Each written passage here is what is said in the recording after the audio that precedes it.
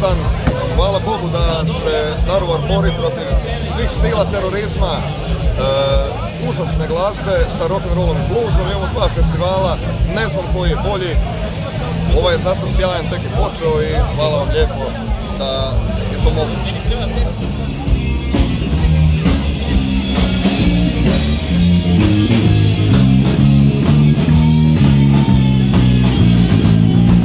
Dalje, dojam, doživljaj. Pravo dobro. Mi smo se sad probudili. Hvala. Mik nas je zvao, mi smo se probudili i uvijek možemo svirati i došli smo malo svirati, to je to. Love you!